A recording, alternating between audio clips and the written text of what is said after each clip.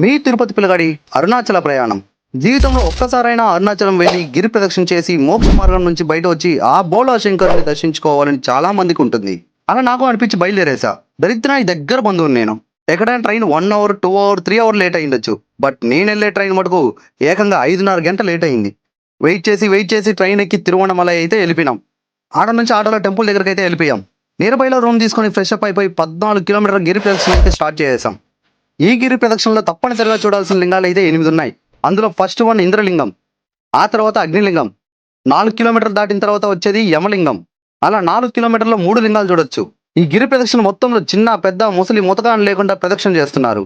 Next 6 kilometre దగ్గర నైరుతి లింగం ఉంటుంది. ఇక్కడ నెమళ్ళు ఎంత బాగా అరుస్తున్నాయో. నెక్స్ట్ 7 కిలోమీటర్ దగ్గర అయితే వరుణలింగం ఉంటుంది.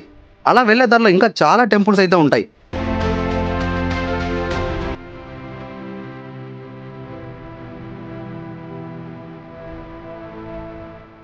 వాటిని కూడా చూసుకుంటూ 8వ కిలోమీటర్ దగ్గర వాయులింగం దర్శించుకున్నాం.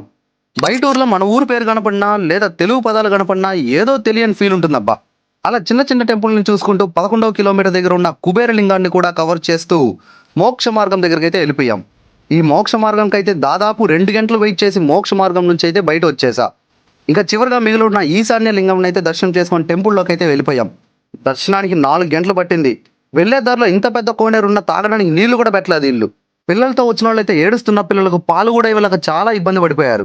వీటన్నిటిని దాటుకొని ఫైనల్ గా ఆ అరుణాచల స్వామిని అయితే దర్శనం బాగా చేసుకునేసా. అలా దర్శనం చేసుకొని బయట వచ్చి ఇంటికైతే బయలుదేరేసాం. మీరు కూడా వెళ్తూ వెళ్తూ లైక్, షేరు, కమెంటు, చివరిగా సబ్స్క్రైబ్ కూడా చేసుకొని పోండి అయ్యా. ఇట్లు మీ తిరుపతి పిల్లగాడు. Bye bye.